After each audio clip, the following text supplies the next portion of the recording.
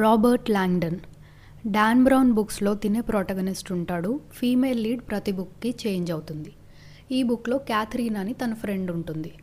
ఇద్దరు 4 సీజన్స్ అని ఒక లగ్జరీ హోటల్లో చెక్-ఇన్ చేస్తారు. ఆ రోజు నైట్ క్యాథరీన్కి ఒక పీడకల వస్తుంది.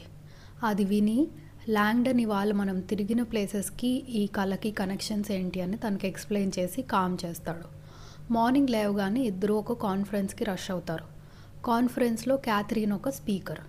క్యాథరీన్ ఒక బుక్ లాంచ్ చేయబోతుంది తొందరలో. దాని గురించి ఒక ఇంట్రడక్షన్ సెషన్ ఉంటుంది. తన సెషన్ అయిపోయిన తర్వాత ఆడియన్స్ అంతా కంప్లీట్గా మెస్మరైజ్ అయిపోతారు. ఈ బుక్ ఎప్పుడు రిలీజ్ అవుతుందా చదువుదాం అనుకుంటారు. ఇంతకీ తను చెప్పినది ఏంటి ఆ సెషన్లో అన్నది మనకి ముందు వచ్చే చాప్టర్స్లో కొంచెం కొంచెంగా రివీల్ చేస్తారు. ఇప్పుడేముంటుంది అంటే క్యాథరీన్ ఆడియన్స్ని ఒక క్వశ్చన్ అడుగుతుంది. హ్యూమన్ కాన్షియస్నెస్ ఎక్కడుంటుంది అని.